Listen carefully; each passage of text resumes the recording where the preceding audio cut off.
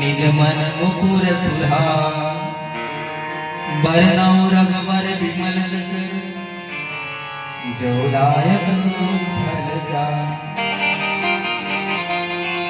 आ रीते गुरुनी वंदना करी અને રામ અયોધ્યા કાંડની પહેલી સોપાઈ લખતા બાબાજી લખે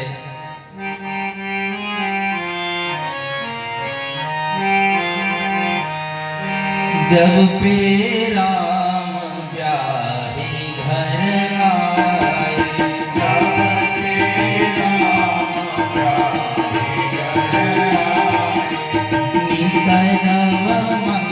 ब्याही घर आए, निकट नव मंगल सोज बधाए,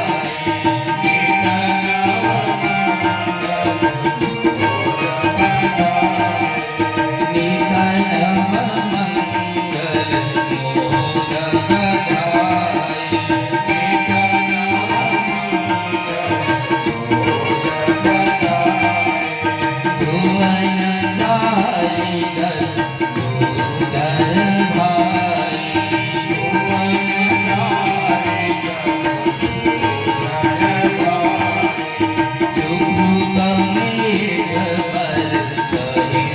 मंगल सोज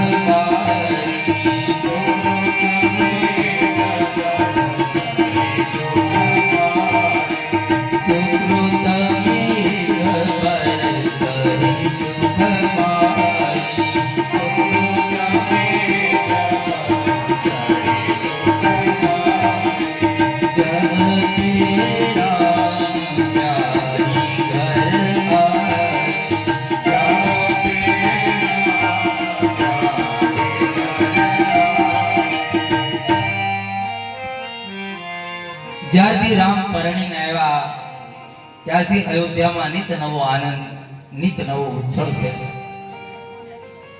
તુલસીદાસજી કહે જેમ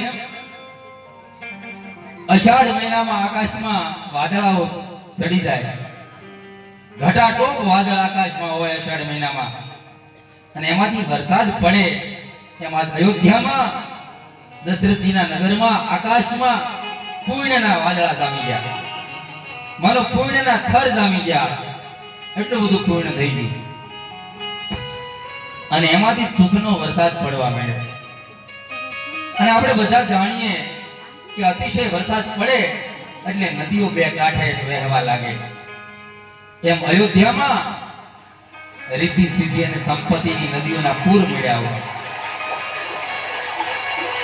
અયોધ્યા રૂપી સાગરમાં એ સુખ બધું ઠલવાવા લાગ્યું, એટલું બધું સુખ છે અયોધ્યામાં। તુલસીદાસજી કહે જ્યાં જોવો ત્યાં સુખ ही સુખ છે, બધાના જીવનમાં આનંદ ही આનંદ છે।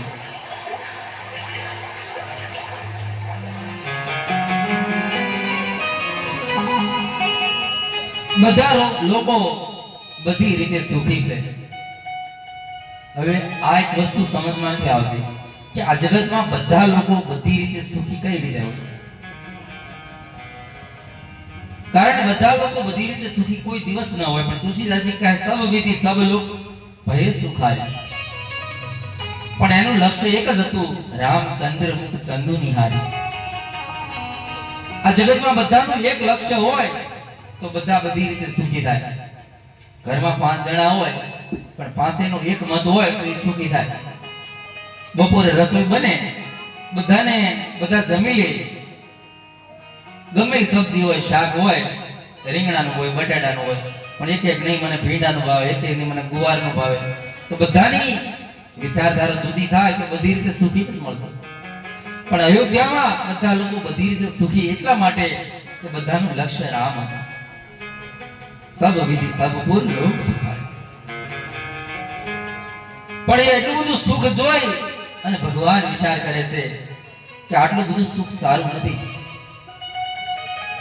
કારણ કે વરસાદ આપણે ત્યાં એમ કહેવાય વરસાદ એ જીવનદાતા છે, વરસાદની આપણે જરૂર છે, પણ વરસાદ પણ પ્રમાણમાં હોય તો। એક ધારો એક મહિના એલી મંડાય તો આપણે થાકી જઈએ, આપણે ભગવાનને પ્રાર્થના કરી, હે ભગવાન હવે તો કઈક વરાપ આપ, હવે તો કઈક ઉઘાડ આપ, એક મહિનાથી હવે ક્યાંય બહાર નીકળાતું નથી, કપડા સુકાતા નથી, એમ સુખનો અતિશય સુખ પણ સારું નથી. ધ્યાન દે ને, વધારે પડતું સુખ પણ માણસને પાપ કરતો કરે.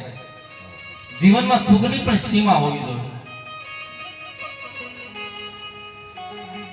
રાવણની પાસે અદ્ભુત સુખ હતું એટલે પાપને પંથે ચાલી ગયો. સુખ પણ પ્રમાણમાં હોય. ભગવાનને કહે સુખ તું અમને આપજે, પણ સાથોસાથ અમને સમજણ આપજે. સમજણ વગરનું સુખ અમારે નથી થતું.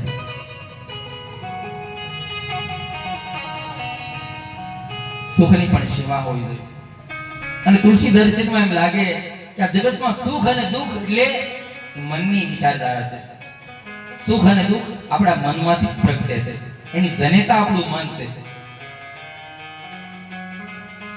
માની લો આપણે ઘરે બેઠા હોઈએ અને સરસ સિરિયલ આવતી હોય, આપણે જોતા હોઈએ, આપણને સુખ આવે છે. આપણું મન આનંદિત છે. આપણી મનગમતી પસંદ સિરિયલ છે, આપણે જોઈ જઈએ, આપણને સુખ છે. આપણે આનંદથી જોતા હોઈએ, પણ એમાં ઓશિંતાનો ફોન આવે કે ભાઈ તમારા ખેતર જે સિંગનું ગંજી હતી, માંડવી હતી, એ ઓશિંતા સળગી ગઈ છે અને હવે તમે જાશો કે આ તો બધું બળીને ભસ્મ થઈ જશે, એટલે હવે જવાની પણ જરૂર નથી. એટલે માણસ બેઠો હોય, એનું સિરિયલ આવતી હોય, પણ એમાં એને આનંદ નહીં આવે. સિરિયલમાં તો કઈ બદલ્યું નથી, છતાં માણસ દુઃખી કેમ થઈ ગયો? કારણ એના મનમાંથી દુઃખ જન્મ્યું છે કે મારે એટલું નુકસાન થઈ ગયું. કારણ કે સુખ અને દુઃખ એ આપણી એની વિચારધારા આપણું મન છે. મનને અનુકૂળ વાતાવરણ એનું નામ સુખ, અને મનથી પ્રતિકૂળ વાતાવરણ એનું નામ દુઃખ. કારણ કે બંનેનું કેન્દ્ર આપણું મન છે. તમે અહીં 3-3 કલાક 2 કલાક બેસો, અહીં સુખ મળે છે? તમે ઘરે બેઠા હોય તો લીંબુનું શરબત આવતું હોય, ફ્રીજનું ઠંડુ પાણી આવતું હોય, 2-5 મિનિટે કોઈ કઈ પૂછતું હોય, અહીં કઈ આવે? તમારી દયા આવે. છતાં બધા કેમ આનંદથી બેઠા? કારણ કે અહીંયા આપણા મનને સુખ મળે છે. કારણ કે આપણું મન એને આનંદ આવે છે.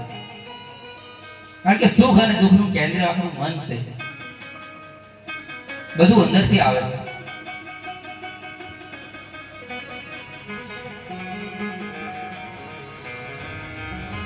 ભગવાન રામજી કહે કે અયોધ્યામાં આટલું બધું સુખ છે, હવે તો થોડાક ઉઘાડની જરૂર છે, હવે થોડાક વનવાસની જરૂર છે. કારણ કે લોકોને હવે બીજું કઈ દેખાતું જ નથી, આનંદ વિભોર જ છે. હવે થોડાક દુઃખની પણ જરૂર છે. બાબાજી કહે અયોધ્યામાં લોકોને પૂછો તો બધાની એક જ ઈચ્છા છે, સબકે ઉર અભિલાષ, सबके उर अभिलाष अस कहर मनाई मैं, आप असत जुबराज पद राम दीन रे. અયોધ્યાના લોકોને કોઈ પૂછે કે તમારામાં જીવનમાં વધુ સુખ છે, હવે કોઈ ઈચ્છા નથી ને? તો અયોધ્યાના લોકો કહે હજી એક ઈચ્છા છે. શું? બોલે અમે જીવીએ છીએ કે અમારો રામ અયોધ્યાની ગાદી ઉપર બેસી જાય, પછી હવે કોઈ ઈચ્છા નથી. પહેલા અયોધ્યાના લોકોને પૂછતા કે તમારા જીવનમાં કોઈ આશા છે? તો બોલે કે હા, અમારા રાજાને કોઈ એક પુત્ર જન્મી જાય, પછી કોઈ ઈચ્છા નથી. ભગવાને દયા કરી અને 4 પુત્રોનો જન્મ થયો. પછી અયોધ્યાના લોકોને પૂછે કે હવે તમારી ઈચ્છા પૂરી થઈ? બોલે અમારી એક તો ઈચ્છા પૂરી થઈ, પણ હવે 4 ભાઈઓના નામકરણ અને યજ્ઞોપવિત મળી જાય, પછી કોઈ ઈચ્છા નહીં. ભગવાનની દયાથી નામકરણ થયું, યજ્ઞોપવિત થયા. પછી કોઈ પૂછે કે હવે તો બધી ઈચ્છા પૂરી થઈ? બોલે નહીં, હવે અમારા રામ પરણી જાય અને એની અમે જાનમાં જઈએ, પછી કોઈ ઈચ્છા નથી. રામ પરણી ગયા, પણ હવે લોકોને કોઈ પૂછે કે હવે તમારી બધી ઈચ્છા પૂરી થઈ? બોલે નહીં, હજી અમે જીવી કે અમારો રામ ગાદી ઉપર બેસી જાય. કારણ કે ઈશ્વર એક ઈચ્છા પૂરી કરે, બે કરે, ત્રણ કરે, પણ માનવનો સ્વભાવ છે ઈચ્છા ઉપર ઈચ્છા કરતો જ જાય, કરતો જ જાય. આ જગતમાં બધી ઈચ્છા કોની પૂરી થઈ? કારણ કે અંતે ઈશ્વરની પણ ઈચ્છા પૂરી નથી થતી.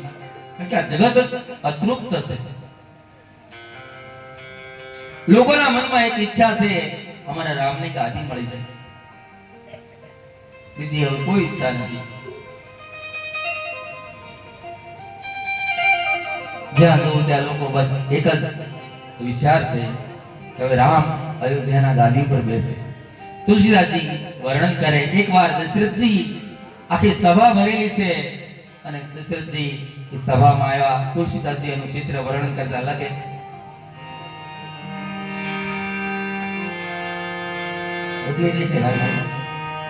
બીજો રાગ કરજે.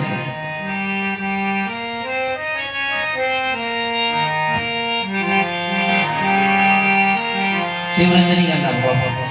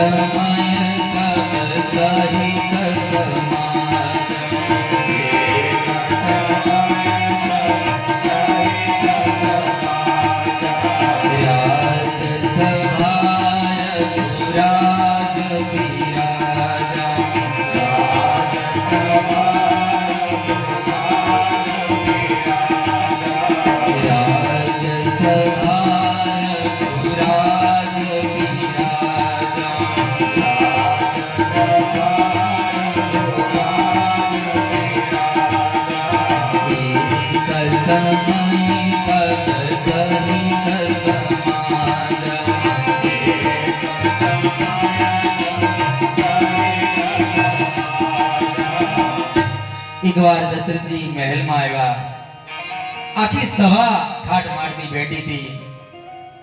દશરથજીનો ચારે બાજુ જય જયકાર છે. મહારાજ બેઠા, પણ તુલસીદાસજી કહે દશરથજીની ચારે બાજુ વાહવા થતી હતી. અને દશરથજી એક કામ કર્યું. દશરથજીએ દર્પણમાં પોતાનું મોઢું જોયું. દર્પણ યાની કાચ, કાચમાં પોતાનું મોઢું જોયું કે ચારે બાજુથી લોકો મારી વાહવા કરે છે, લાવ હું પોતાને જોઈ લઉં. અને દશરથજીએ પોતાનું મોઢું કાચમાં જોયું તો મુગુટ ત્રાસો દેખાણો. મુગુટ નમી ગયેલો. દશરથજી વિચાર કરે કે ચારે બાજુથી મારી વાહવા થાય, જય જયકાર થાય અને મારો મુગુટ તો ત્રાસો થઈ ગયો છે. અને આ મુગુટ પડી જાય એના પહેલા હું રામને આપી દઉં, રામને મારી ગાદી સોંપી દઉં. કારણ કે દશરથજીમાં અને દશાનંદમાં આટલી તફાવત છે. દશરથજીનો ખાલી મુગુટ ત્રાસો થયો, તેણે રામને સોંપવાનો નિર્ણય કરી દીધો. અને રાવણના 10 માથામાંથી 10 મુગુટ નીચે પડી ગયા તો એને ઉપર પાછા પહેરી લીધા, પણ બીજાને આપ્યું નહીં. દશરથજીનો ખાલી મુગુટ ત્રાસો થયો એટલે એને નિર્ણય કર્યો કે આ મુગુટ પડી જાય એના પહેલા મારે આપી દેવું. અને જીવનમાં જ્યારે જ્યારે મુગુટ ત્રાસો થાય ને ત્યારે છોકરાને આપી દેવું, છોકરાઓને કહી દેવું હવે આ કારોબાર તમે ચલાવો. પણ ઘણા લોકો એમ કે ભાઈ દશરથજી તો મુગુટ પહેરતા હતા, તેને ખબર પડી મુગુટ ત્રાસો થયો. આપણે તો પહેરતા નથી, કેમ ખબર પડે મુગુટ ત્રાસો છે સીધો છે? આપણને ખ્યાલ આવી જાય. આપણા જીવનમાં પણ આવું બનતું હોય. એક સમય આપણો એવો હોય, આપણે ઘરે પગ મૂકી ફળિયામાં ત્યાં બિલકુલ શાંત વાતાવરણ થઈ જાય. છોકરા તોફાન કરતા હોય તો શાંત થઈ જાય, બાપુજી આવ્યા, બાપુજી આવ્યા. ઘરમાં વાસણ ખોબરતા હોય તો બધું શાંત થઈ જાય. અને બે આવો તો 3 જગ્યાએથી પાણી આવે. પણ એનો માણસ એક સમય એવો આવે, ફળિયામાં પગ મૂકે, ખાટલા ઉપર બેસે અને 3 વાર રાડી નાખે, ભાઈ હું આવી ગયો, હવે પાણી તો લાવો. અને 1 કલાક પછી ઢોળાતો કળશો આવેથી સમજવાનું હવે મારો મુગટ ત્રાસો છે, હવે આ બધું છોડી દેવાની જરૂર છે. કારણ એક અવસ્થા એવી આવે માણસ છોડી દે. અને દશરથજીએ મુકુટ ત્રાસો એ સીધો કરવાની કોશિશ કરી તો માનસકાર કહે શ્રવણ સમીપ ભયચિત કેસા, કાનની પાસે સફેદ વાળ દેખાણા. ઓ મારા તો વાળ સફેદ થઈ ગયા, હવે તો મને ઘડપણ આવી ગયું છે, હવે મારે રામને ગાદી સોંપી દીધી છે. પહેલાના સમયમાં કાન પાસે સફેદ વાળ થતા હતા, કારણ કે કોઈ મહત્વની વાત કહેવી હોય ને તો કાનમાં જ કહેવાય, એટલે કાન પાસે સફેદ વાળ થતા. દશરથજી વિચાર કરે કે મારા વાળ સફેદ થઈ ગયા છે, મારે હવે સત્તા રામને સોંપવી જોઈએ. કારણ કે ભગવાન કાળા વાળમાંથી સફેદ એટલા માટે જ કરે, હે માનવ અત્યાર સુધી તારા જીવનમાં તે કાળા કામ કર્યા હોય, પણ હવે સફેદ વાળ થયા એટલે ઉજળો વિચાર કરે, એટલા માટે જ ભગવાન ધોળા વાળ કરે. નહીતર કાળા ને કાળા એમને રહેવા દેતા હોય તો છેલ્લે ખુદી એને શું વાંધો છે? સફેદ વાળ શું કામ કરે છે ભગવાન? અને પછી પાછા આપણે કાળા કરવા પડે. માણસ લોકોને ઘરડું થવું જ નથી. ભગવાન સફેદ વાળ કરે તો પોતે કાળા કરી નાખે, ભગવાન દાંત પાડી નાખે તો સોફઠા ચડાવે. કુદરતની સામે માણસ કેટલો લડે છે. દશરથજી વિચાર આવે, મને ઘડપણ આવ્યું. सबक इबादत का ले नादान, तेरे बालों की सफेदी से. सबक इबादत का ले नादान, तेरे बालों की सफेदी से. कारण कि कफन ओढ़ा है जीते जी तुम्हारी नवजवानी. सफेद वाળ એ ભગવાન આપણને સૂચના આપે. હવે જીવનમાં કઈક ઉજળો વિચાર કર. અત્યાર સુધી જે કર્યું હોય કર, પણ હવે કઈક ઉજળું આચરણ કર. એટલા માટે બાબાજી કહે દશરથજી નિર્ણય કરી લીધો. આખી સભા બેઠી હતી અને દશરથજી કહે ભાઈઓ તમે મારી સરાહના કરો છો, મારી પ્રશંસા કરો, પણ હું મારા મનની વાત કહું તમને. મારી ઈચ્છા છે કે મારે ગાદી મારા રામને આપી દેવી છે. આમ જ્યાં કીધું અને લોકોએ વાતને વધારી દીધી. મહારાજ અમારી તો કેટલાય સમયથી ઈચ્છા હતી, પણ અમારાથી થોડું તમને કહેવાય. મહારાજ તમે અમારા મનની વાત તમે આજ ભૂલી ગયા. મહારાજ તમે કરોડ વર્ષના જીવો, આજ અમારી ઈચ્છા પૂરી થઈ.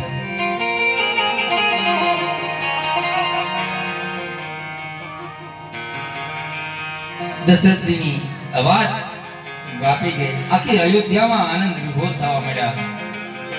બાબાજી કહે દશરથજી સભાને વિસર્જિત કરી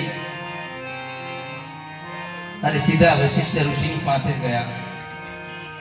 વશિષ્ઠ ઋષિને કહે બાપજી મેં નિર્ણય કર્યો છે, મારે રામને ગાદી આપવી છે, તમે જલ્દી મુહૂર્ત આપો. કયા મુહૂર્તથી હું રામને ગાદી પર બેસું? ત્યારે વશિષ્ઠ ઋષિ બહુ સરસ બોલ્યા છે. સુનો નૃપજા સુવિમુખ પતિતાઈ,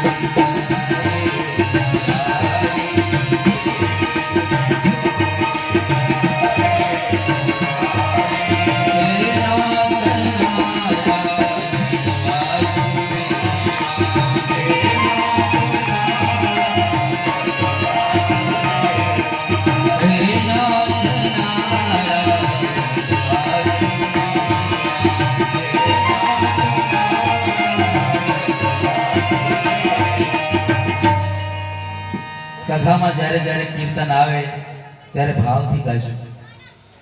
હું આગળ પણ કહેતો હતો કે કથા તો 9 દિવસ પછી ભૂલાઈ પણ જવા સંભવ છે, પણ જબાનથી જેટલું હરિનામ લેવાય એ જ આપણું છે. જબાનમાં કારણ કે મુખમાંથી રામ રામ કૃષ્ણ બોલશું, શિવ બોલશું, એટલું વાતાવરણ પવિત્ર બનશે અને હૃદયનું સીધ આકાશ પણ પવિત્ર બનશે. માટે ઈશ્વરનું નામ એ તારક છે, ઈશ્વરનું નામ એ ભવરોગનું નાશક છે. તુલસીદાસજી રામાયણ આખી લખી નાખી, પછી કાશીથી બજારમાં નીકળ્યા એટલે લોકોએ પૂછ્યું, બાબા આ તમારી રામાયણમાં શું છે? કારણ કે અનેક રામાયણ લખી વળી તમે નવીન શું લખ્યું? આ તમારી કથામાં રામાયણમાં છે શું? ત્યારે બાબાજી કહે, આમાં બીજું કાંઈ નથી. એહી મહારઘુપતિ નામ ઉદારા અતિ પાવન પુરાણ શ્રુતિ સાર. આમાં મારા રામનું પવિત્ર નામ છે, બીજું કાંઈ નથી.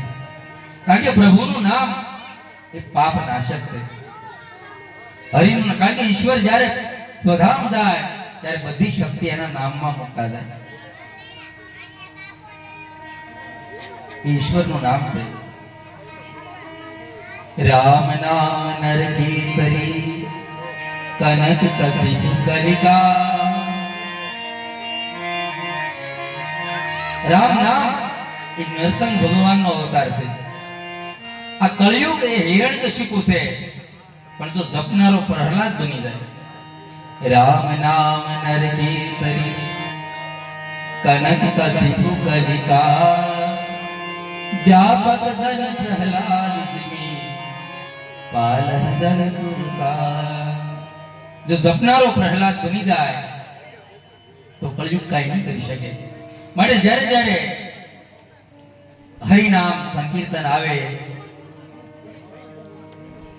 ત્યારે અવશ્ય ગાજો. પ્રભુનું નામ તું ही नाम कारण सबे काज सारण धरो उसका धारण निवारण करेगा. न था दात माँ को दिया दूध माँ को खबर है खुदा को सबर जो भरेगा. तेरा ढूंढ सीना मीठा दिल का कीना जीने पेट दीना वो आपे भरेगा. मुरादम कहे जो मुकद्दर की अंदर जीने टाक मारा न तारा डरेगा. हरिनाम पाप नाशक છે. માટે જ્યારે જ્યારે અવકાશ આવે ત્યારે પ્રભુનું નામ લેવું. આપણી બહુ પ્રસિદ્ધ જૂની વાર્તા છે કે દેરાણી જેઠાણી દળવું દળતી હતી.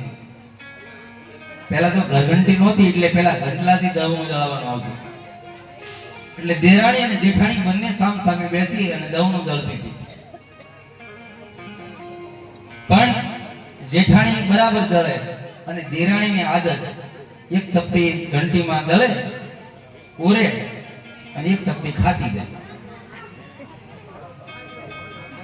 એક સપ્પી દળે અને એક સપ્પી ખાતી જાય. પધારો બાબુ પધારો.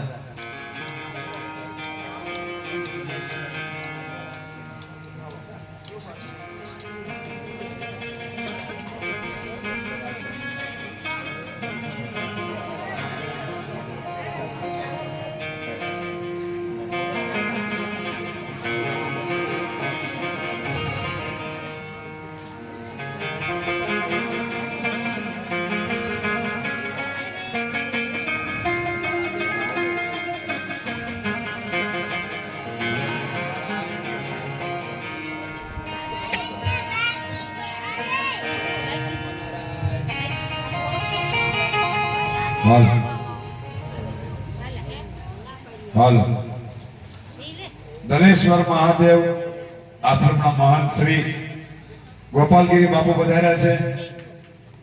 તેમજ ગોરાળાથી વિષ્ણુગીરી બાપુ પણ પધાર્યા છે. તો અમે એનું સ્વાગત કરીએ છીએ. બધા તાળીથી વધાવો.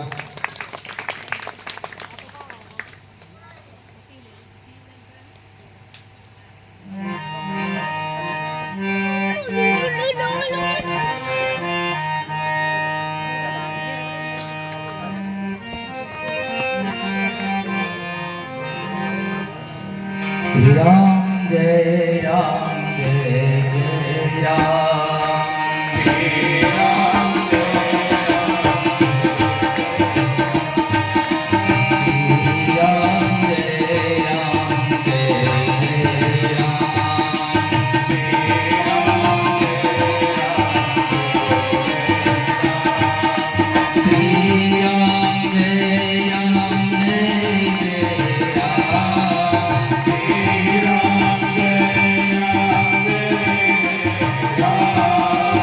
Thank you.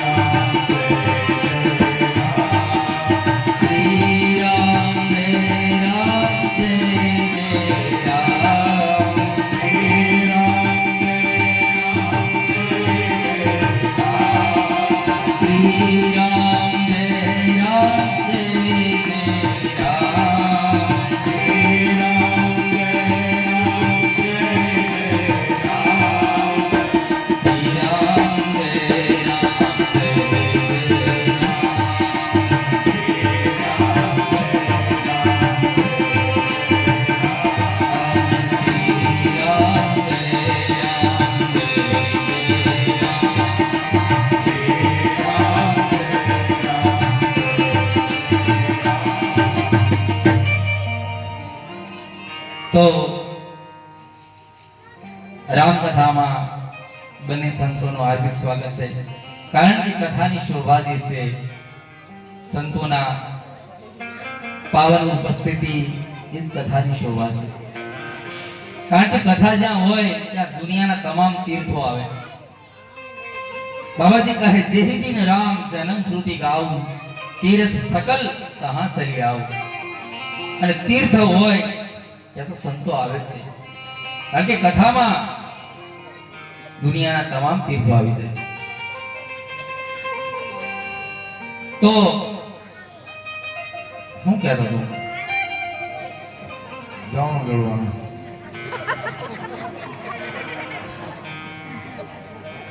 દેરાણી અને જેઠાણી બંને દવણ દળતી હતી. જેઠાણીને બરાબર દળતી હતી, પણ દેરાણી થોડુંક દવણ દળે ઓરે અને થોડુંક ખાતી જાય. પેલી જેઠાણી એને સમજાવે કે દવણું દળતા દળતા ખવાય. બોલે મને તો એક આદત બની ગઈ એટલે હું ખાતી જ જઈશ. ઘણા બહેનોને એવી ટેવ હોય. ઘણા બહેન તમે જોજો રસોઈ બનાવતા હોય તો અડધું તો એ ઉપાડી જાય, પછી એમ કે મને રાંધી રહું ત્યાં ધરાઈ રહું, પણ અડધું તો ઉપાડી ગયા આવે. એમાં એ આલોચના નથી, એક સ્વભાવ હોય. અને અમુક વસ્તુને અપવિત્ર ન કહેવાય, કારણ કે એને સનાતન શુદ્ધિ મળેલી છે. અમુક વસ્તુને અપવિત્ર ક્યારેય માનશો જ નહીં. એક તો વાણંદની વાટકી, એને ક્યારેય અપવિત્ર ન માનશો, એ પવિત્ર છે. એને ક્યારેય પૂછાય નહીં ભાઈ તે કેદી ધોઈ હતી, એ પવિત્ર જ ગણાય, એને ક્યારેય અપવિત્ર ન માનશો. વાણંદની વાટકી, પછી કંદોઈની કાંક, રસોઈઓ જે ગાંઠિયા બનાવતા હોય એની બગલ પવિત્ર છે. એ તો નાવલીમાં જઈને 100 ગ્રામ ગાંઠિયા ખાઈ લેવાય, શંકા ન કરાય, કારણ કે એ પવિત્ર જ હોય. વાણંદની વાટકી, કંદોઈની કાંક, પછી દરજીનો દાંત. દરજી ભગવાનના વાઘા સીવતો હોય તો દોરો મોઢામાં જ હોય, પણ એને અપવિત્ર ન માનાય, એને સનાતન શુદ્ધિ મળેલી છે. વાણંદની વાટકી, કંદોઈની કાંક, દરજીનો દાંત અને નારીનું નાક. બહેનોનું નાક એને પવિત્ર કહેવાય. શરદી થઈ ગઈ હોય, રોટલી બનાવતા હોય, નાકે હાથ ફરવતો જાય તો એ ખાઈ લેવાય, શંકા ન કરાય, કારણ કે એ સનાતન શુદ્ધિ મળેલી છે. તો પેલી દેરાણી એક ચપટી ઓરતી જાય, એક ખાતી જાય. હવે બન્યું બેનું દવણું દળાઈ ગયું, સુંદર કુંડીમાં ભાઈ લોટ રૂની પોટલી જો લઈ પોતાને ઘરે જ આપી દીધી. હવે બન્યું એવું સાંકડી બજાર હતી, એમાંથી બંને નીકળી અને એમાં સામેથી ગાય ભેંસ ક્યાંક આવ્યા ભેડકા, એટલે બંને ઉતાવળી ચાલવા ગઈ. એમાં બંનેના પગ લપસ્યા, બંને પડી ગઈ. બેનો લોટ ઢોળાઈ ગયો. પણ બન્યું એવું, જેઠાણી રડવા માંડી અને દેરાણી હસવા માંડી. એની જેઠાણી કહે તું કેમ હસે છે? તારો ઢોળાઈ ગયો લોટ બધો મારો ઢોળાઈ ગયો, તારા છોકરા ઘરે ભૂખ્યા છે, મારા ભૂખ્યા છે, તને હસવું કેમ આવે? એટલે દેરાણી કે મને હસવું એટલા માટે આવે, તમારો બધો ઢોળાઈ ગયો, હું દળતા દળતા જેટલું ખાઈ ગઈ એટલું તો મારો બસી ગયો. એમાં સંસારની ઘંટીમાં ખાલી બધાનું ઢોળાઈ જશે, માટે હરિનું નામ લઈ લો એ જ આપણું છે. શ્રી રામ જય રામ જય જય રામ, શ્રી રામ જય રામ જય જય રામ, શ્રી રામ જય રામ જય જય રામ, શ્રી રામ જય રામ જય જય રામ, શ્રી રામ જય રામ જય જય રામ,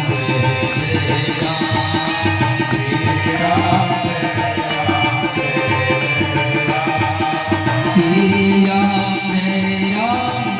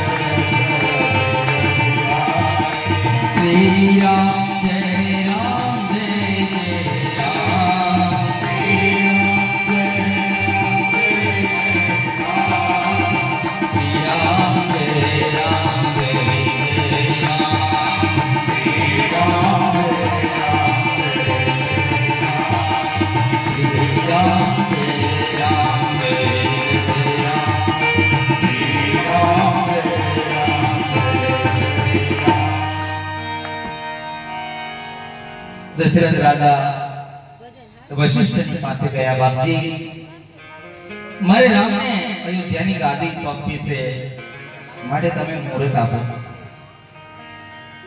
વશિષ્ઠ ઋષિ તો ત્રિકાળ જ્ઞાની છે, એને ખબર છે રામને ગાદી પર નથી બેસવાનું, એને તો વનમાં જવાનું. પણ શું બોલ્યા બાબાજી? કહે અદ્ભુત. બેરી બિલમ મન કરી ઉપર સાજે સબહી સમાન સુદીન સુમંગલ નવહી જબ રાહોઈ જુબરા.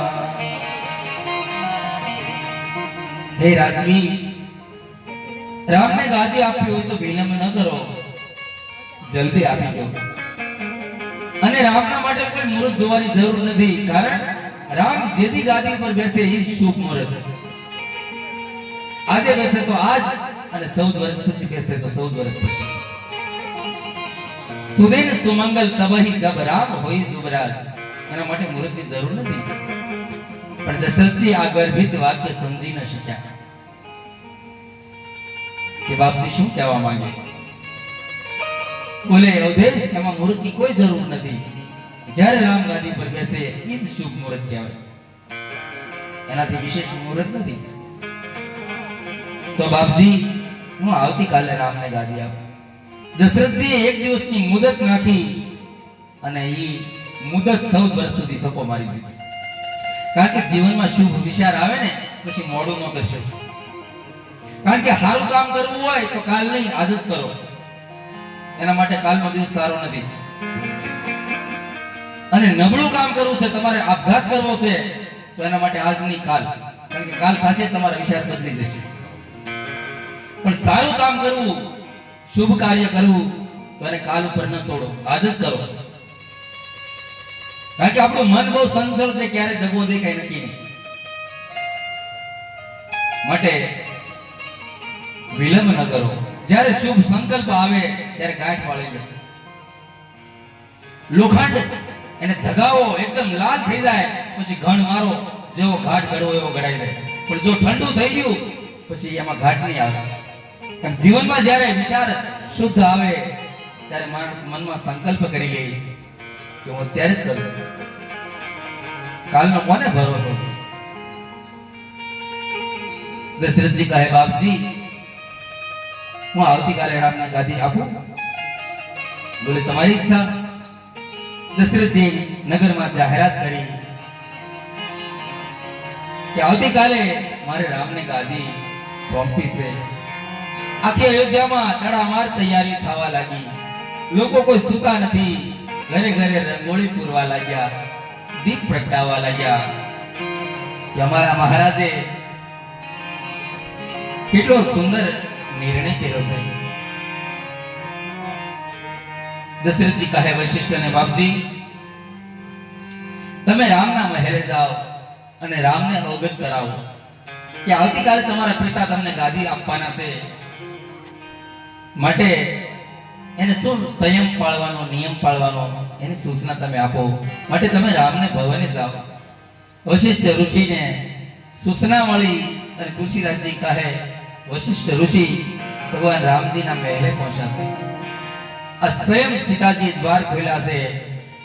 અને વશિષ્ઠ ઋષિને જોતા ભગવાન બોલી ઉઠ્યા, પ્રભુ તાતજી પ્રભુ કી ન સને, પ્રભુ તાતજી પ્રભુ કી ન સને.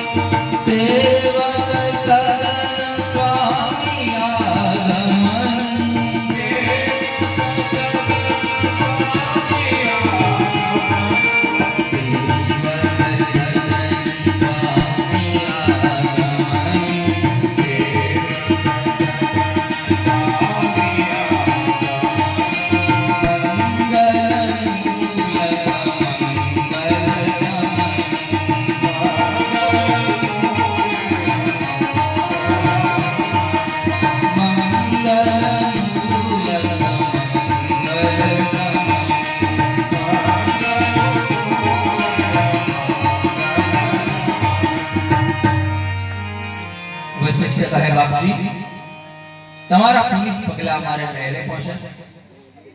બાપજી, મારું કઈ કામ હોય તો મને તમારે આશ્રમે બોલાવી લેવો તો તમે ખુદ પણ મારા ઉપર કૃપા કરી.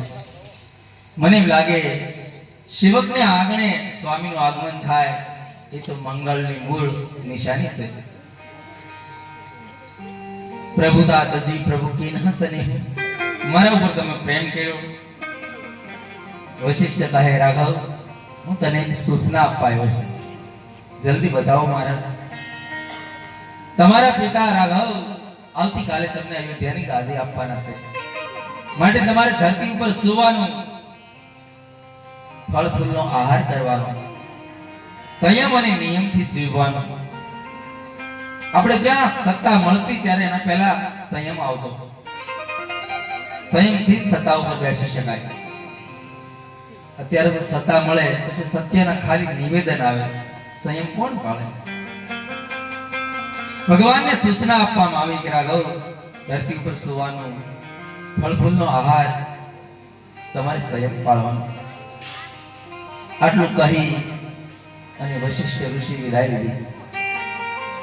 વશિષ્ઠ ગયા, પ્રભુની આંખમાં આંસુ આવ્યા. સીતાજી પૂછે, રાઘવ, આર્યપુત્ર, શું થયું? આટલા મંગલ સમાચાર મળ્યા અને તમારી આંખમાં આંસુ? ભગવાન કહે, વૈદેહી, આવતીકાલે મને ગાદી મળે એનું મને દુઃખ છે. જાનકી, તમને શું કહું, અમારા ચારે ભાઈઓના જન્મ સાથે થયા છે. અમે ચારે ભાઈઓ નામકરણ સાથે થયા છે. ચારે ભાઈઓની જન્મ પણ સાથે મળી છે. ચારે ભાઈઓ ગુરુને આશ્રમે એક સાથે અમે ભણ્યા છીએ. અને તમે પણ જાણો છો જાનકી, અમારા ચારે ભાઈઓના લગ્ન પણ સાથે થયા છે. આટલું બધું અમારો સાથોસાથ અને મારો ભરત રહી જાય, મને ગાદી શું કામ? ગાદી મારા ભરતને મળવી જોઈએ. આ રઘુકુળમાં આ એક નિયમ અનુચિત છે. વિમલ વંશય અનુચિત એકો, બંધુ વિહાય બળે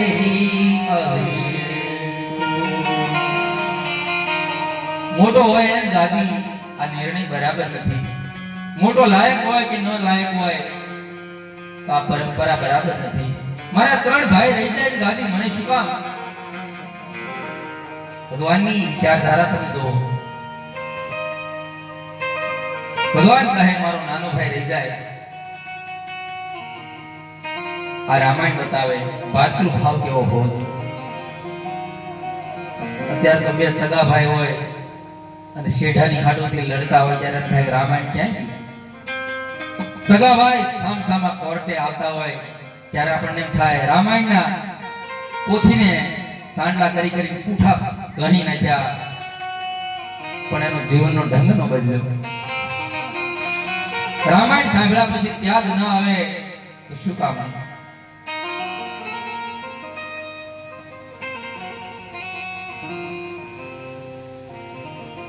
એક ભાઈ, બે ભાઈ સાથે હતા. એમાં એક ભાઈ, બંને વેપારી હતા. એટલે મોટો ભાઈ ગામમાં કઈક ઉઘરાણી કરવા ગયો. એટલે નાના ભાઈને ખડા ઉપર બેસાડ્યો કે હું હમણાં ગામમાં થોડીક ઉઘરાણી પતાવીને આવું છું. એટલે મોટો ભાઈ ગામમાં ઉઘરાણી કરીને આવે કોઈ ખેડૂતની ઘરે ગયા.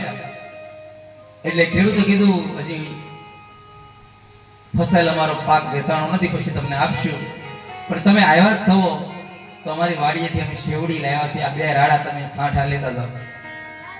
એટલે પેલો વેપારી બે હાથમાં એક એક શેરડીનો સાઠો લઈને પોતાની ઘરે આવતો.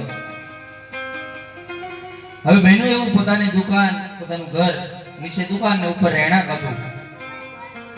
એટલે નાના ભાઈને તરસ લાગી એટલે ઉપર પાણી પીવા ગયો અને ગેલેરીમાંથી બાલ્કનીમાંથી જોતો હતો મોટા ભાઈ આવે છે, હાથમાં બે હાથમાં એક એક શેરડીની સાંઠો છે. બહેનો એવું બંનેના છોકરા, નાનો ભાઈનો પોતાનો, ભાઈનો અને પોતાનો, બે છોકરા બજારમાં રમતા હતા.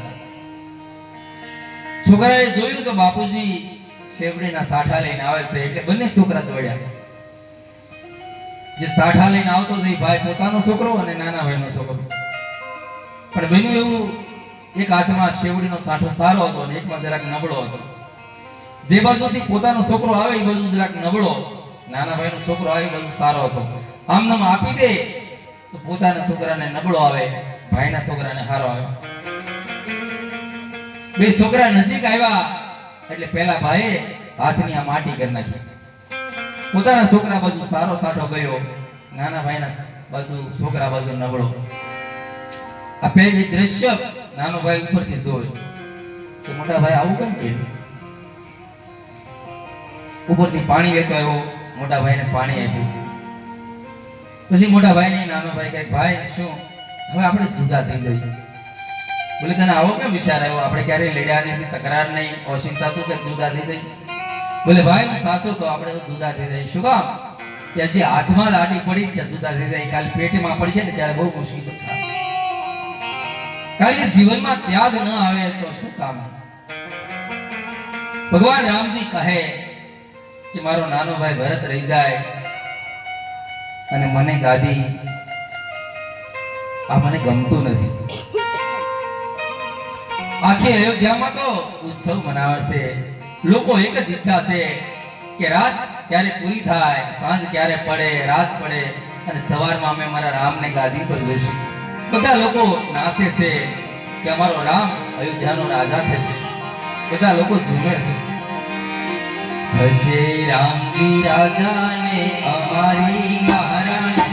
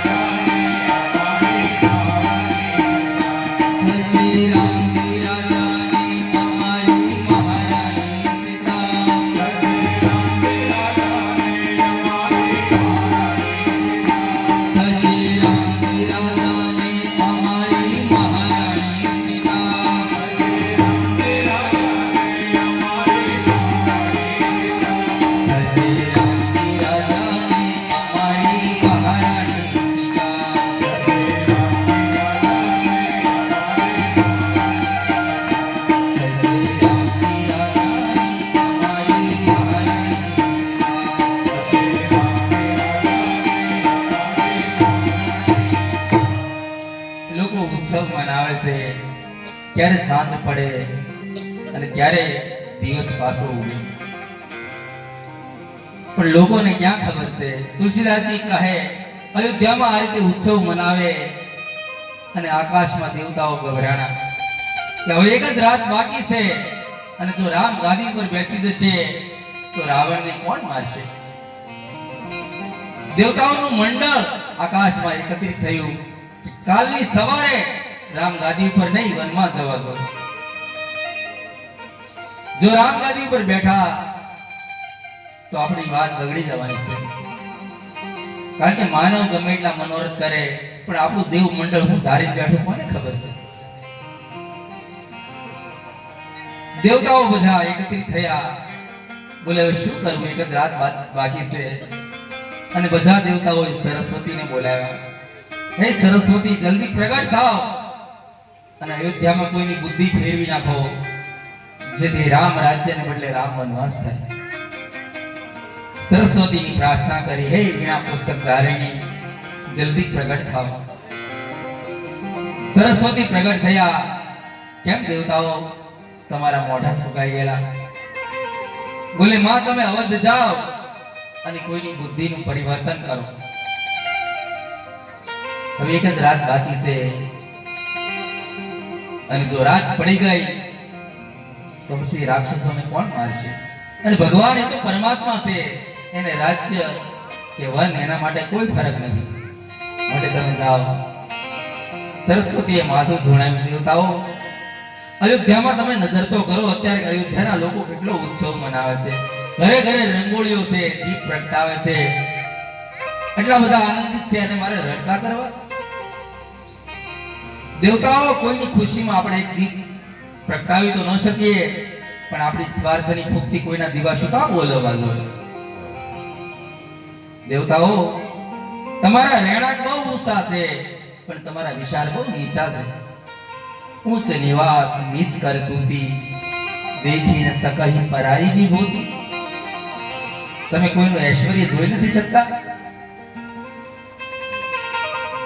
બોલે માં તમે જાઓ, ઈશ્વર એ તો પરમાત્મા છે અને સરસ્વતીને તૈયાર કર્યા છે. બાબાજી કહે સરસ્વતી અયોધ્યા ઉપર આવી જા. વિચાર કરે કોની બુદ્ધિ ફેરવું, કારણ કે સરસ્વતીને ખબર છે કે જેણે શરીરનું જળ પીધું છે એની બુદ્ધિ ફેરવવી મુશ્કેલ છે. અયોધ્યામાં જેણે જન્મ લીધો છે એની બુદ્ધિ ફેરવવી મુશ્કેલ છે. અને મંથરા એ અયોધ્યાનું જીવ નથી, કઈ કઈની સાથે આવેલી કરિયાવરમાં દાસી છે. કઈ દેશની રાણી દાસી છે. અને તુલસીદાસજી કહે મંથરા સરસ્વતીને દેખાણ કે આની બુદ્ધિ ફેરવી નાખો. નામ મંથરા મંદમતી તેરી કઈ કઈ અજસ પેટારી કાહી કરી ગઈ ગિરામતી. મંથરા ચાલી આવે. મંથરાને ઉત્સવ હજી આનંદ આપે છે. લોકો રંગોળી પૂરે નાચે તો મંથરાને ગમે છે, પણ જેવી સરસ્વતીએ બુદ્ધિ ગુમાવી અને મંથરાને અયોધ્યાનો ઉત્સવ કડવો લાગવા લાગ્યો. આનો અર્થ શું થાય કે આપણી બુદ્ધિ જ્યાં સુધી વિશુદ્ધ છે ત્યાં સુધી આપણને સારું લાગે, પણ જ્યાં બુદ્ધિ ફરી ગઈ એટલે સારું પણ નરસું લાગવા માંડે. મંથરા અયોધ્યાના લોકોને પૂછે આટલો બધો ઉત્સવ તમે કેમ આટલા બધા ખુશ? આ શેની રંગોળી, આ ઉત્સવ શું કામ મનાવો? અરે મંથરા તને ખબર નથી? ના, જલ્દી જા કૌશલ્યામાં પાસે. આવતીકાલે રામ અયોધ્યાના રાજા બનવાના છે, તને ભેટ સોગાદ આપશે. રામ રાજા બનવાના? બોલે હા. મંથરાના હૃદયમાં અગ્નિ પ્રગટ થયો, દાહ ઉત્પન્ન થયો કે રામ રાજા બનવાના છે. સીધી કઈ કઈના ભવને પહોંચી. કઈ કઈ માને તો ખબર નથી, હજી દશરથજી પહોંચ્યા નથી, સમાચાર મળ્યા નથી. કઈ કઈ પોતાના ભવનમાં બેઠા અને મંથરા આવી. મંથરા કઈ કઈની બાજુમાં બેસી ઊંડા શ્વાસ મળી લેવા. કઈ કઈ પૂછે મંથરા શું થયું? કેમ તારો ચહેરો ઉદાસ? કઈ તકરાર થઈ? શું થયું? મને એમ લાગે લખાને તને તમાશો નથી માર્યો ને? તું ઓછું બોલવાનું રાખ, તારી જીભ બહુ છે. નથી તને લખાને કે શત્રુઘ્ને તમાશો માર્યો? છતાં મંથરા કઈ બોલી નહીં, ચૂપચાપ બેઠી. કઈ કઈને શંકા પડી, મંથરા કેમ તું કઈ બોલતી નથી? મારો રામ તો કુશળ છે ને? કઈ કઈ પહેલી કુશળતા રામની ખુશી. એના ઉપરથી લાગે કઈ કઈને રામ ઉપર કેટલો પ્રેમ છે. મારો રામ તો કુશળ છે ને મહારાજ? મહારાજની તબિયત તો બરાબર છે ને? પછી ભરત અને શત્રુઘ્નનું પૂછ્યું તો બધા બરાબર છે ને? કઈ કેમ તું બોલતી નથી? જલ્દી બતાવ.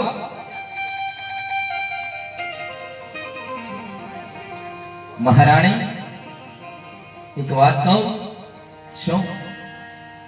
આજે અયોધ્યામાં રામ સિવાય કોઈ કુશળ છે નહીં. મતલબ એ કે આવતીકાલે મહારાજ રામને અયોધ્યાની ગાદી આપવાના છે. આમ જ્યાં કઈ કઈ સાંભળ્યું અને અષાઢ મહિનામાં મોર મેઘ ગર્જના કરે અને મોરલાઓ નાચવા માંડે એમ કઈ કઈ પોતાના મહેલમાં નાચવા માંડ્યા. સત મંથરા, હું કેટલાય સમયથી મહારાજને કહેતી હતી રામ લાયક છે, એને ગાદી આપો, ગાદી આપો, પણ મારી વાત તો સાંભળતા જ નહીં. અત્યારે મંગળ સમાચાર આપ્યા, માંગ શું આપું? મંથરાને થયું આ તો ઉલટું થાય. બોલે મહારાણી હું કહું અને તમને ખબર મળ્યા કે આગળ કોઈ કીધું. અરે મંથરા મને આગળ કોઈ કીધું હોય તો મારા મહેલને શણગારું નહીં, અને અત્યારે હું અહીં થોડી બેઠી હોય માં કૌશલ્યાને મદદ કરવા ન જાઉં. પણ મને એમ લાગે હજી તાત્કાલિક નિર્ણય લેવાનો હશે. મહારાજ મારે મહેલે આવે ત્યારે મને વાત કરે ને એના પહેલા દઈ કીધું માં શું આપું. તો રાણી તમે બહુ ભોળા છો, આ તાત્કાલિક નિર્ણય નથી લેવાનો. આજ 15મો દિવસ છે. તદ્દન ખોટું બોલી મંથરા. રામાયણમાં મંથરા જે શબ્દો બોલી છે થોડાક જ બોલી છે. એ શબ્દોને કોઈ જુદા પાડી દે અને એના ઉપર કોઈ પીએચડી કરે તો સંયુક્ત કુટુંબમાં કેમ તકરાર કરવી એનો પીએચડી થઈ જાય. આટલો અદ્ભુત મંથરા બોલી છે. કારણ કે મંથરા તુલસીદાસજી કહે રાવણ કરતા પણ ભયંકર છે. એટલા માટે કે રાવણનું મૃત્યુ તો થયું, મંથરા તો હજી જીવે છે. જ્યારે જ્યારે સમર્પણની જગ્યાએ સ્વાર્થ આવે ત્યારે સમજવાનું આપણામાં મંથરા આવી. કારણ કે મંથરા મરી એવું રામાયણ લખ્યું નથી, હજી જીવે છે.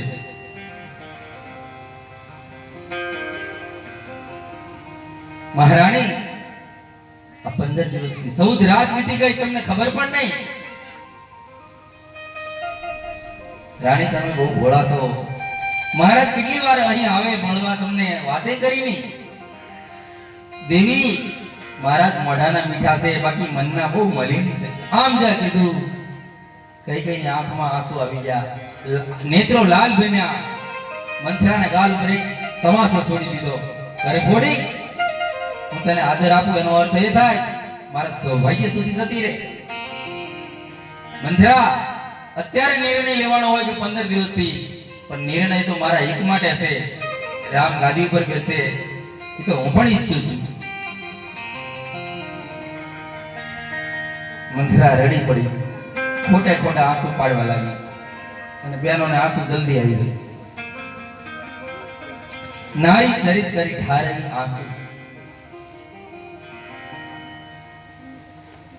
કઈ કઈને થયું મંથરા તો ગમે તેમ છે દાસી છે અને હું તો રાણી છું, મારે ક્રોધ ન કરવો જોઈએ. મંથરા માંગ તને શું આપું? બોલે દેવી મને બધું મળી ગયું, હવે મારે કઈ જોતું નથી. આ તો તમારા ઘરનું અન્ન ખાધું એટલે તમારું અહિત મારાથી જોવાતું નથી, એટલે બે હિતની તમને વાત કરી. હવે તમે જાણો, તમારું નસીબ જાણે. દેવી રામ ગાદી ઉપર બેસે કે ભરત ગાદી ઉપર બેસે એવું કઈ દાસી મટીને રાણી નથી બનવાની. આ તો તમારું અહિત જોવાતું નતું એટલે બે હિતની વાત કરી. પણ તમને મારી વાત ગમી ને? તમે કલ્પના કરો મંથરા કેટલી આવી થઈ ગઈ છે. કઈ કઈ એટલે ભરતની માં, ભરત એટલે સંત, સંતની માની બુદ્ધિ જો મંથરા ફેરવી નાખી હોય તો કુસંગ એનાથી બચજો. સત્સંગ ન થાય તો કાંઈ નહીં, પણ કુસંગ ન થાય એનો ખ્યાલ રાખજો. કારણ કે કુસંગ બહુ ભયંકર છે. એક દીવો પ્રગટાવવો હોય ને તો કેટલી વસ્તુ જોવે. એક ખાલી દીપક દીવો જગાવવો હોય, પ્રગટાવવો હોય તો કેટલી વસ્તુ જોવે. પહેલા તો પાત્ર જોવે, પછી દિવેલ જોવે, પછી વાટ જોવે, પછી માસી જોવે, બહુ પવન ન આવે એવી જગ્યા જોવે. આટલું તમે કરો ત્યારે એક દીપક પ્રગટે. આટલા શ્રમ પછી પણ એને બોલાવવા માટે ખૂબ પર્યાપ્ત છે. એમ સત્સંગ કરવા માટે ન જાણે આપણે કેટલો પુરુષાર્થ કરવો પડે, પણ કુસંગ તો એની મેળાએ થઈ જાય. માટે એવા માણસોની સાથે બેસવું નહીં જે આપણા મન ઉપર અસર કરાવે. એના કરતા એકાંત બેસવું. ઉદાસી નિંદર રહી ગોસાઈ. કારણ કે ઘણાની આદત હોય, આ જગતમાં મને સમજાતું નથી, કામ, ક્રોધ અને લોભ એ વસ્તુ કદાચ જીવનમાં કોઈને હોય તો થોડીક જરૂર પડશે, પણ બે વસ્તુ તો સમજાતું નથી, એની કાંઈ જરૂર નથી, છતાં લોકો શું કામ રાખે છે? એક તો ઈર્ષ્યા અને બીજી નિંદા. આની જીવનમાં કાંઈ જરૂર નથી, છતાં લોકો નિંદા કરતા ધરાતા નથી. ઈર્ષ્યા કરતા. કારણ કે નિંદા અને ઈર્ષ્યા બે હગી બહેનો છે. નિંદા એમાં કોઈ સંત જોશે. નિંદા તમારે કરવી હોય ને તો કોઈ વ્યક્તિ જોવે ત્યારે નિંદા થાય. એકલા નિંદા ન થાય, એમાં કોઈ ખતવારો જોવે ત્યારે નિંદા થાય. પણ ઈર્ષ્યા તો તમે અંદર અંદર હળગો એકલા થાય. ઈર્ષ્યામાં બેની જરૂર નથી.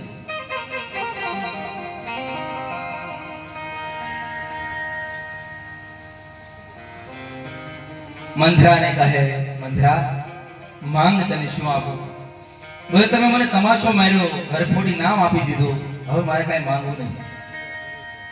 નહીં નહીં મંથરા, મનમાં એવું ખોટું ન લગાડીશ. બોલે રાણી સાસુ કહું શું? જ્યારથી આ વાત મેં સાંભળી ને ત્યારથી મને દિવસે ભોજન નથી ભાવતું, રાતે ઊંઘ નથી આવતી. અને જો મહારાણી ખોટું બોલતી હોય તો મને શંકર ભગવાનના સોગંદ છે. હવે શંકરને મંથરાને હું લેવા દે? પણ ખોટે ખોટા સોગંદ ખાય. ઘણાને ખોટા સોગંદ ખાવાની બહુ ટેવ. વાત વાતમાં મારા હામ, ધજાવાળાના હામ. એક ભાઈને ધજાવાળાની હામ ખાવાની બહુ ટેવ. વાત વાતમાં કે ધજાવાળાના સોગંદ, ધજાવાળાના સોગંદ. ગમે કઈ બોલે, હા હું હાચું કહું, ધજાવાળાના સોગંદ.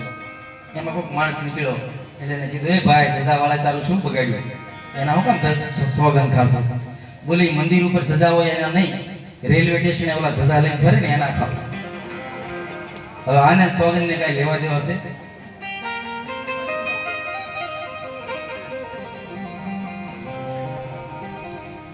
મહારાણી હું જો ખોટું બોલતી હોય તો મહાદેવના સોગંદ છે, તમારા હિતની મેં વાત કરી છે.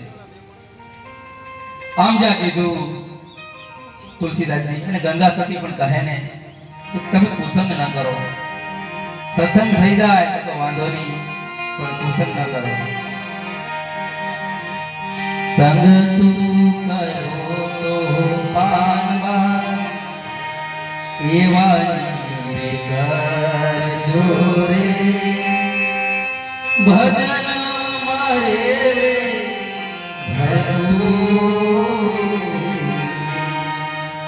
સંગ તું કરો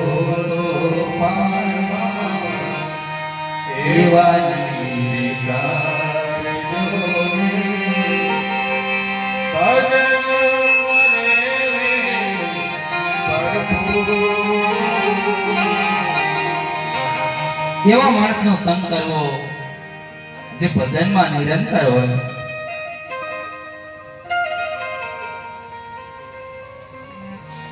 રામાયણમાં તો લખ્યું કે નરકમાં રહેવું સારું, પણ દુર્જનના સંગમાં ક્યારે રહેવું નહીં. બરુહલ બાસ નરક કરતા દુષ્ટ સંગ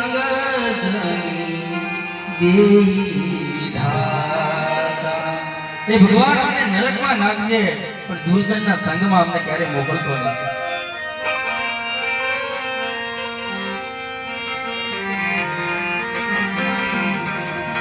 કઈ કઈને મંથરા ધીરે ધીરે પોતાના વશ કરવા લાગ્યા. તુલસીદાસજી કહે, વાત કરતી કરતી કઈ કઈનો હાથ મંથરાએ પકડ્યો અને ફીરા કરમ પ્રિય લાગી તો ચાલી. મંથરાના વિચાર કઈ કઈમાં ધીરે ધીરે આવવા લાગ્યા. મંથરાને કહે, મંથરા તારી વાત તો આમ તો મને સાચી લાગે છે. મને ઘણીવાર એવું થાય મેં કોઈનું અહિત નથી કર્યું, છતાં આવું મને દુઃખ કેમ આપે? બોલે દેવી, મહારાજ તમારા પ્રત્યે વધારે પ્રેમ રાખે ને એટલે સુમિત્રા અને કૌશલ્યાને ગમતું નથી. એ તમારી બંને શોકો એને ષડયંત્ર કર્યું છે કે રામ ગાદી ઉપર બેસે પછી ભરતને કઈ કઈને બંદી ગૃહમાં પૂરી દેવાના. જો આપણી સેવા ન કરે તો એને બંદી ગૃહમાં પૂરી દેવાના. એટલે તમે અને ભરતને બંદી ગૃહમાં જવું પડશે. કૌશલ્યામાં એને તમે બહુ સારા માનો, પણ એને ષડયંત્ર કર્યું. કૌશલ્યાનું કીધું એ કઈ કઈને કહ્યું નહીં. મંથરા તું કૌશલ્યાને આમાં વચ્ચે લાવ. બોલે નહીં, મેં મારા નજરે સાંભળ્યું છે, આંખે જોયું છે. બોલે કૌશલ્યા આવું ક્યારેય ન વિચારે. બોલે રાણી ન વિચારેની ખાતરી શું? અને કઈ કઈ પ્રમાણ આપ્યું, કઈ કઈને દંડવટ કરવાની ઈચ્છા થાય. કઈ કઈ કહે મંથરા, જો કૌશલ્યામાં આવા વિચાર હોય ને તો એને ઉદરે ક્યારે રામ જેવો દીકરો ન જન્મે. મંથરા તને પાપ લાગશે, અમારી માં કૌશલ્યા આવું ક્યારે વિચારે. બોલે રાણી, હજી તમે સાવચેત થઈ જાઓ, નહીતર દૂધમાં માખી પડે અને કાઢતા જેટલી વાર લાગે એટલે અયોધ્યામાંથી તમને તિરસ્કૃત કરતા વાર લાગશે. મંથરા, આમ તો તારી વાત સાચી લાગે, તો હવે શું કરું?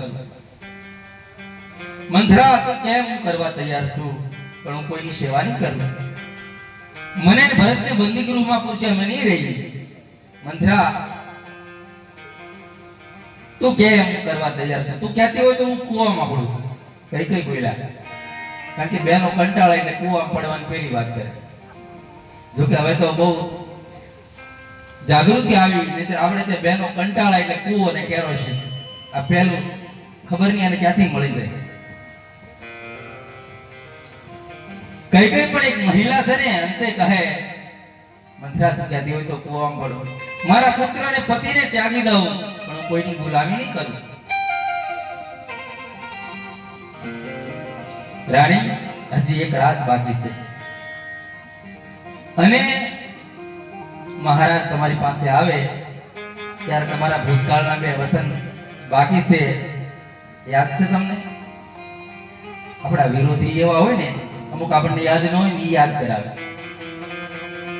ઘણાનો ધંધો જ બધાડવાનો હોય, આપણને જણાવે તમે ભલામણા ભૂલી ગયા, એ તમને બધા વિશે આમ નહોતું કીધું, યાદ કરાવે, ઝઘડો કરાવે. આજ મંથરાએ પણ આવું કીધું કે દેવી તમે ભૂલી ગયા, મહારાજ પાસે તમારા 2 વરદાન બાકી છે, એ 2 માંગી લો. મહારાજ તમારા મહેલે આવે રાજ્યાભિષેકની વાત કરવા, ત્યારે તમારે પહેલા 2 વરદાન માંગી લેવાના. શું માંગવું? બોલે ઈ પણ મારે બતાવવાનું. બોલે મંથરા, હવે મને કાંઈ દેખાતું જ નથી, તું જ મારી ગુરુ છો. કઈ કઈ કેટલી શરણાગતિ લઈ લીધી, તું કેમ કરવા તૈયાર છો? શું માંગુ મંથરા? બોલે રાણી, મહારાજ જ્યારે રામના સોગંદ બોલે, રઘુકુળની ઘોષણા કરે, ત્યારે તમારા 2 વચન માંગજો. શું માંગુ? બોલે રામને વનવાસ અને ભરતની ગાદી, આ 2 વરદાન માંગી લીધું. મંથરા 14 વર્ષ નથી બોલી, તો એમ કહે કે રામને ખાલી વનમાં મોકલી દો આજીવન, એટલે કઈ ઝંઝટ જ ન રહે. પણ કઈ કઈ એ 14 વર્ષનો આંકડો નક્કી કર્યો, એના ઉપર પણ ઘણા કારણો છે. સુતહિ રાજ રામહિ વનવાસ. જ્યારે મહારાજ તમારે મહેલે આવે ત્યારે આ 2 વરદાન માંગી લેજો. આટલું કહી દીધું અને મહારાણી એક કામ કરો, શું ફાટેલા અને મેલા કપડા પહેરી અને કોક ભુવનમાં જતા રહ્યો. જ્યારે મહારાજ મને પૂછશે કે રાણી ક્યાં, ત્યારે હું સીધા એને કોક ભુવન મોકલીશ. તમે કલ્પના કરો, કુસુમ કેટલો માણસને હલકો બનાવે. આજે અયોધ્યામાં દીપ પ્રગટે છે, રંગોળીઓ પુરાય, ત્યારે મંથરા એમ કહે તમારા મહેલમાં અંધારું કરો. લોકો નવા લુગડા પહેરી, કપડા પહેરી ઉત્સવ મનાવે. મંથરા કહે રાણી, મેલા અને ફાટેલા કપડા પહેરો. કઈ કઈ તૈયાર થયા, ફાટેલા મેલા કપડા પહેર્યા. પોતાના ભવનમાં કોક ભૂલમાં જઈ અંધારું કરી અને કઈ કઈ સુઈ ગયા. ઘણા લોકો શંકા કરે કે દશરથજી આ કોક ભુવન બનાવ્યું શું કામ? બનાવ્યું ત્યારે આ ઉપાધિ આવી ને. કોક ભુવન બનાવવા નથી પડતા. જ્યારે સમર્પણની જગ્યાએ સ્વાર્થ જીવનમાં આવે ને, ત્યારે મોટા મોટા મંદિર પણ કોક ભુવન બની જાય. આપણે મકાન બનાવીએ તો એમાં બધી રૂમ બનાવીએ, ડ્રાઇવિંગ રૂમ બનાવીએ, હોલ બનાવીએ, શયનખંડ બનાવીએ, બધું બનાવીએ. પણ કોઈ એવું બનાવ્યું કે ભાઈ એક રૂમ એવો બનાવો 2 માણા બાદ એટલે આમાં આવી જાવ, કોક ભુવન બનાવી નાખો. છતાં બધાના ઘરમાં નથી કોક ભુવન થતા, બનાવવું પડે. કઈ કઈ કોક ભુવનમાં જતા રહ્યા, ફાટેલા કપડા. આ બાજુ તુલસીદાસજી કહે સાંજ પડી અને દશરથજી આજે એને આનંદ છે કે હું મારી રાણીને કહીશ તો કેટલી રાજી થશે. કેટલાય સમયથી કઈ કઈ મને કહેતા હતા કે રામને ગાદી આપો, આજ હું એને વચિંતા કહીશ તો મારી રાણી કેટલી હર્ષિત થશે. દશરથજી મનમાં મનોરથ કરતા કરતા કઈ કઈના મહેલ તરફ જઈ રહ્યા છે. બાબાજી લખે છે, સાંજ સમય સાનંદ પર ગયું કઈ કઈ ગવન નિઠુરતા નિકટ કિય દઈ કરતે હસની. કઈ કઈના મહેલે દશરથજી જાય તો મહેલમાં કોઈ નથી. મંથરાને પૂછે, મંથરા રાણી ક્યાં? બોલે રાણી કઈ પોતાની વાત અમને થોડી કરે દાસીઓને. આ સવારથી કઈ ખાધું નથી અને ક્રોધ કરી કોક ભુવનમાં છે. કોક ભુવનમાં દશરથજી જીવનમાં પહેલી વાર કોક ભુવન શબ્દ સાંભળ્યો. બાબાજી કહે મહારાજ કાપી ગયા. કોપ ભુવન સુની સતુ સેવરા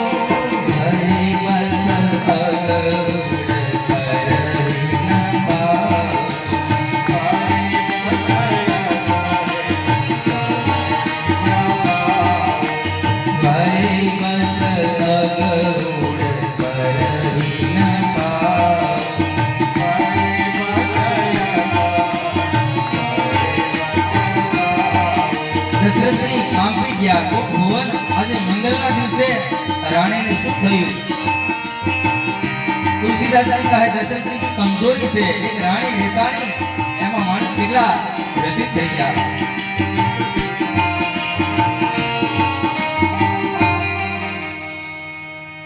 કોક ભુવનમાં જ્યાં અંદર જાય કઈ કઈને સૂતા જોયા.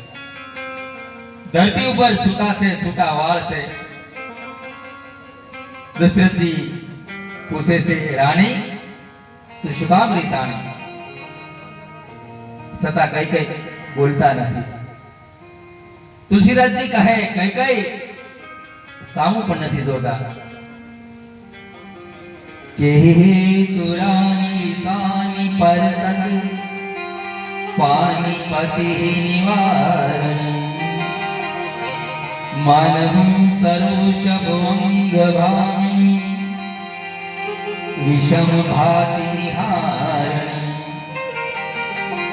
હે રાણી તમે શું કામ રીસાણા?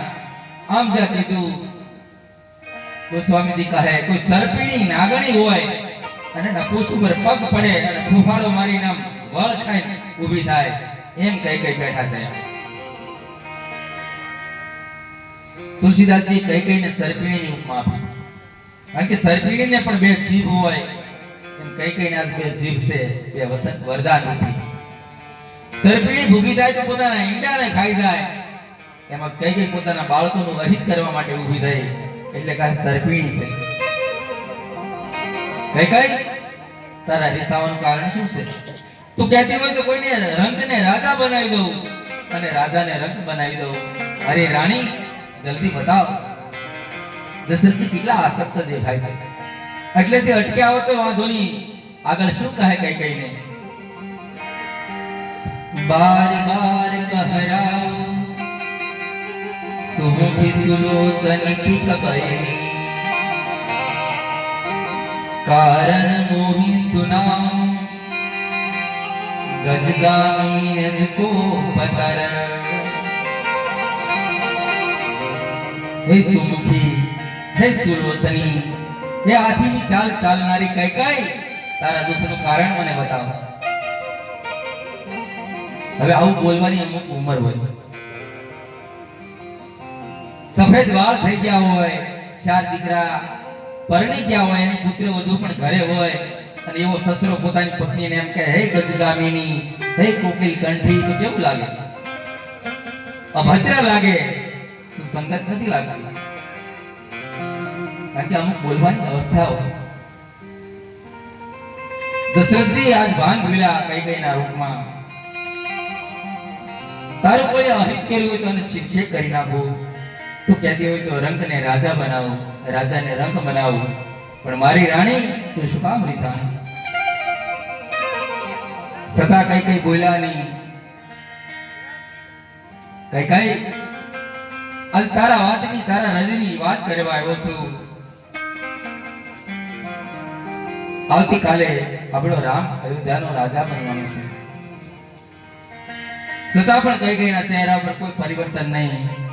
દશરથજી કહે મને ખ્યાલ આવી ગયો, મારા પહેલા તને કોઈ વાત કરી દીધી છે,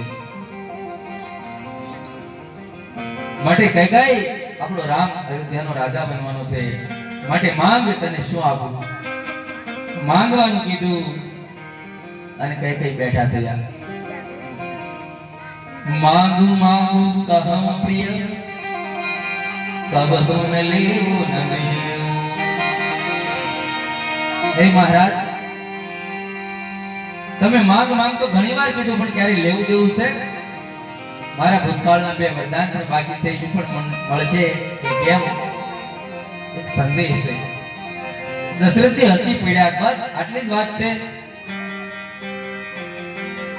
તો તારે માગી લેવું જોઈએ.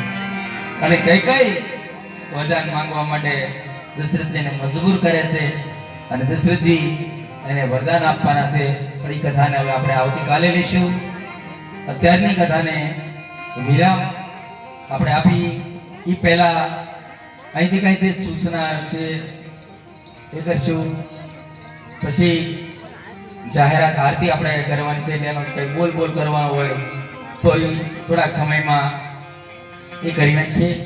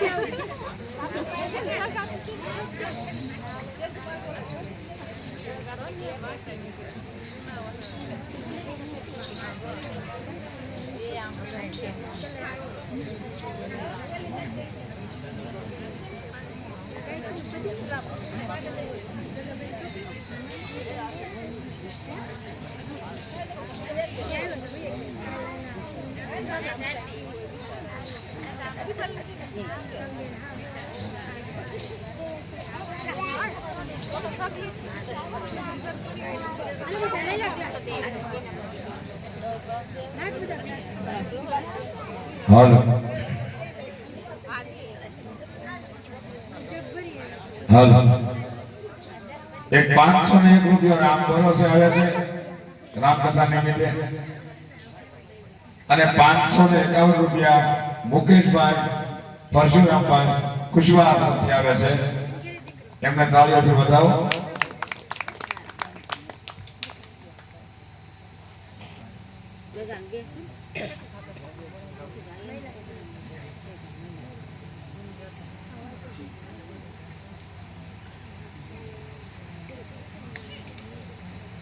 એક 501 રૂપિયો રાજેશભાઈ કનુભાઈ ચૌહાણ તરફથી આવે છે.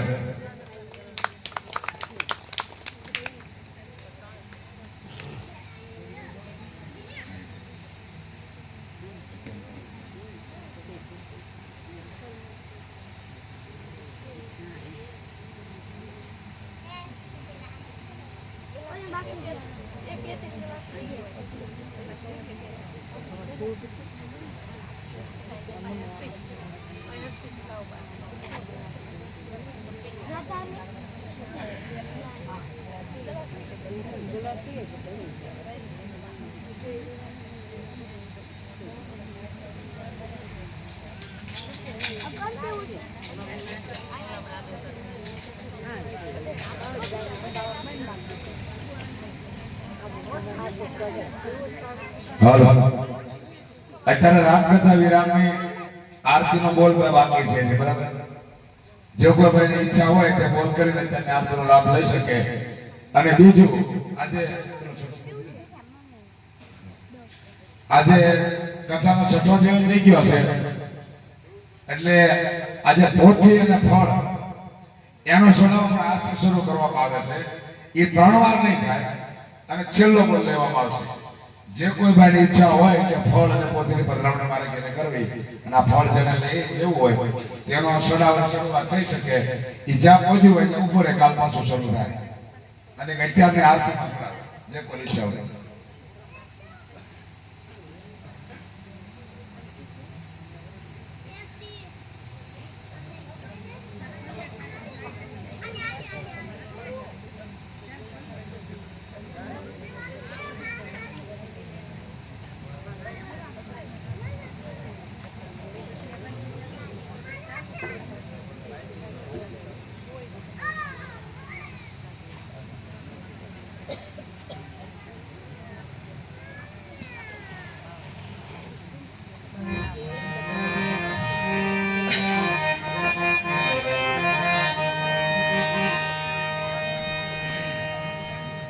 અવાજ તો હોય જ હશે પણ વિચાર કરવામાં આવે હું તમને એટલે વિચાર કરવાવાળા વિચાર કરે ત્યાં સુધી 5 મિનિટ ધૂન લઈ ગઈ.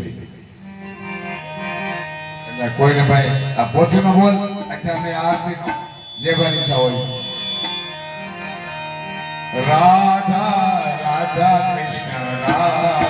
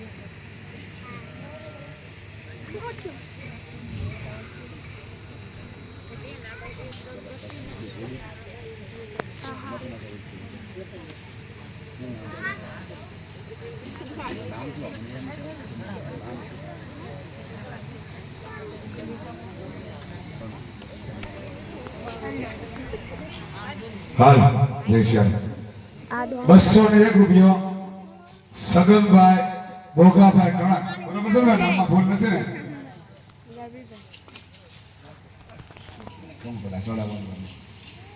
નામમાં ભૂલ નથી ને?